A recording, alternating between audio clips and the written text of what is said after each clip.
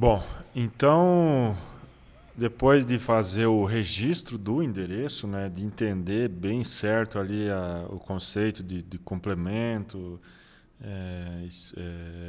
elemento e valor, quando usar, quando não usar, que sempre tem que ter o par, né, frente e fundos, térreo, porão, sobrado, térreo, enfim, né, e entender o percurso e tudo mais. Quando a gente fizer o registro do endereço, vai ser necessário classificar, digamos assim, esse endereço de acordo com a espécie dele, né? Então, de acordo com a utilização que é dada ao endereço.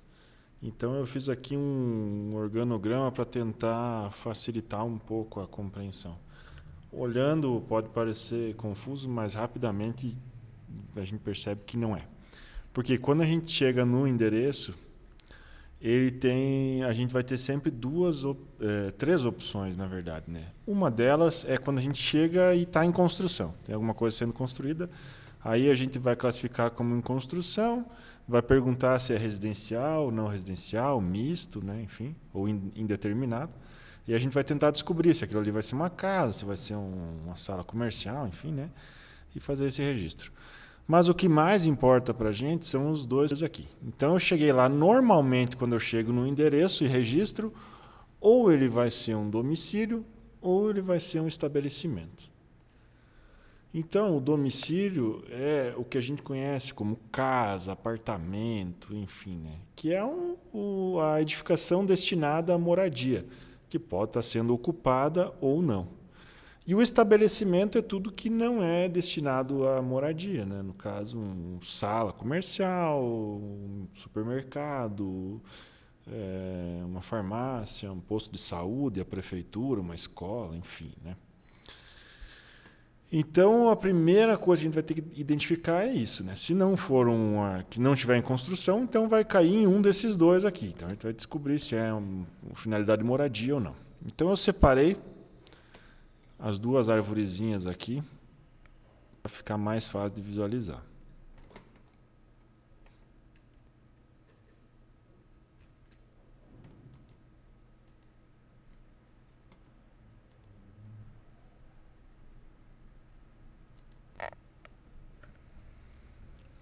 Ó, deu uma travada aí, mas agora voltou. Eu acredito que tenha cortado uma pequena parte aqui na esquerda, mas não tem problema. Então, identificando que se trata de um domicílio, a gente tem aí que diferenciar ele entre um domicílio particular permanente e um domicílio improvisado. O domicílio particular permanente, que é o que a gente vai falar primeiro, é o padrão, é 99, praticamente 9% dos nossos domicílios, que é o quê? Um domicílio que foi construído para aquela finalidade, de servir de domicílio. Então, ele está sendo ocupado ou não, mas ele foi construído com a finalidade de servir de domicílio. Diferente do improvisado, que não foi construído com a finalidade de servir de domicílio. Então, depois a gente vai ver aqui os detalhamentos, né? Então vamos começar pelo domicílio particular permanente, ó. DDP particular permanente DPP. A gente tem o ocupado, que é o padrão, né? Um domicílio particular permanente ocupado, DPPO, ele tem morador, ou seja, bateu lá, é uma casa, é um apartamento, enfim. Tem morador e foi possível identificar quem é o morador, isso durante o CENEF, né? Se fosse durante o censo, teria que ser feita a entrevista. No CENEF, basta que a gente consiga identificar quem que é o morador daquela casa. Então, se for possível identificar, a gente classifica como DPPO. O segundo caso é o com morador ausente, que a gente chama também de domicílio fechado, que é a terminologia nova é do domicílio particular ocupado com morador ausente. Nesse caso, a gente foi lá, viu, descobriu com o vizinho, enfim, né, que tem morador, porém, não foi possível identificar, a gente não conseguiu obter o nome. No censo seria o caso de ir lá, o recenseador foi várias vezes e não encontrou ninguém em casa e não conseguiu aplicar o questionário. No CENEF é o caso de ter ido lá e não ter conseguido identificar quem é esse morador. Então ele vai ficar como DPPOMA, morador ausente. O terceiro caso é o uso ocasional. O uso ocasional é um domicílio que não é o principal. Então a pessoa tem mais de um domicílio e aquele ali não é o principal, não é o que ela mora de fato, né? O mais comum, especialmente na região oeste, são as chácaras que a pessoa tem para fim de semana, ou passa durante o dia, ou enfim, até dorme, mas que não é a casa principal, né? O sítio também é a mesma questão, né? E as repúblicas de estudantes, né, que muitas vezes os estudantes são de outras cidades e acabam tendo que permanecer em uma cidade maior durante a semana, enfim, né, para estudar, mas eles não são moradores ali, porque eles moram com os pais, né? Então, nesse caso, se não tiver nenhum morador permanente, ele é um domicílio de uso ocasional. Em todos esses casos, a gente tem que identificar se realmente naquela propriedade, naquele endereço, enfim, não mora ninguém, né? Porque numa chácara, num sítio, pode ser que tenha um outro domicílio que seja do caseiro, de quem cuida, enfim. E na República do Estudante pode ser que alguém de fato more ali, né? Então ele não seria um domicílio de uso ocasional. É só quando não é o domicílio principal de ninguém. O vago é o domicílio que não tem morador. Esse é simples, né?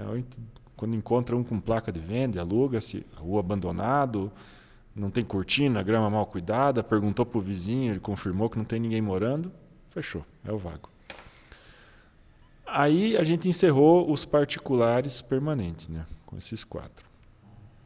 Aí a gente vai para a segunda opção do domicílio, que é o improvisado ocupado. A gente só vai registrar o improvisado quando for ocupado. E aí tem 2 conceitos no manual ali.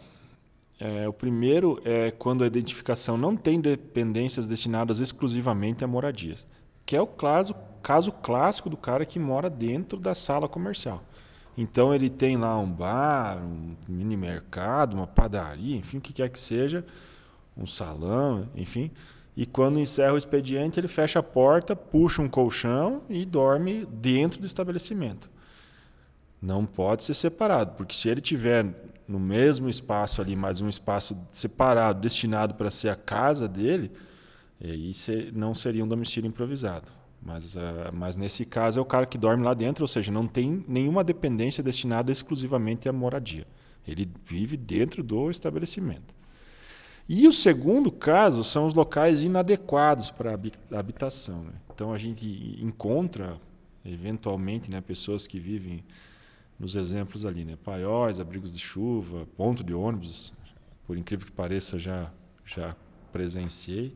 Galpão também, né? Já presenciei. Trailer, barraca, enfim, não foi construído com a finalidade de ser um domicílio permanente, né? Então ninguém constrói uma barraca pensando em viver nela, né? Em utilizar aquilo realmente como um domicílio. Ele é um improvisado, né? No entanto, um cuidado que a gente tem que ter é de não incluir como improvisado um domicílio que a gente considera improvisado porque ele foi feito com materiais rústicos.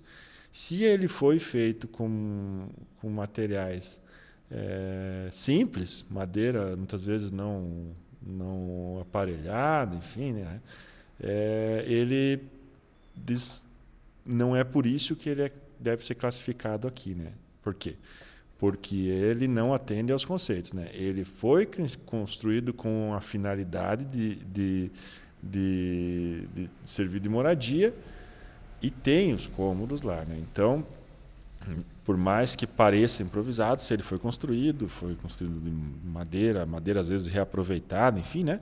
É importante que a gente registrar correto, porque senão ele não vai entrar na pesquisa, né? Porque os improvisados não são selecionados nas pesquisas amostrais, né?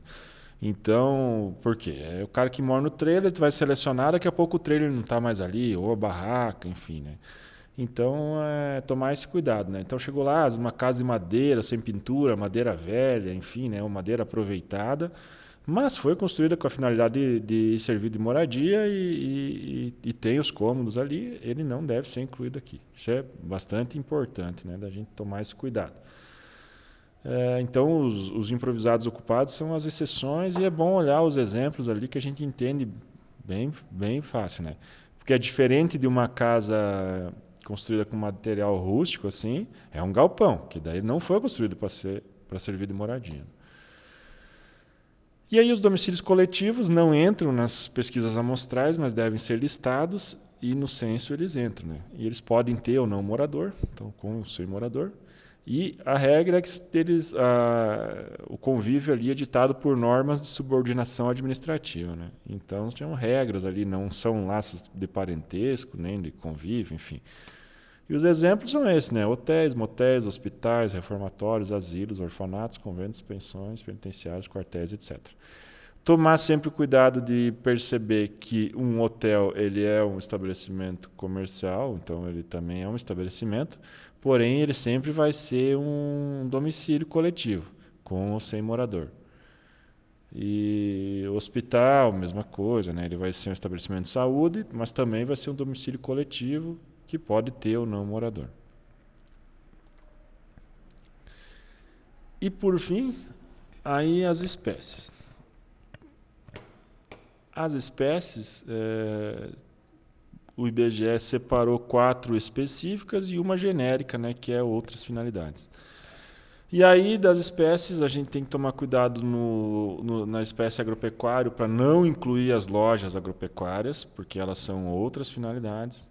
Incluir apenas o estabelecimento lá na área rural que produz, ou na área urbana, enfim, mas que produza algum tipo de produto agrícola, agropecuário, enfim, né? Leite, soja, milho, enfim, frutas, o que quer que seja. Estabelecimento de ensino, apenas de ensino regular, né? Escolas, universidades, etc. Não incluir as escolas de idioma e os cursos profissionalizantes. E não inclui também escolas abandonadas. As creches só quando tiver o pré-escolar. Estabelecimento de saúde, aqueles que têm atendimento ou serviço de apoio, né, diagnóstico e terapia, né? Então, clínica, centro laboratorial,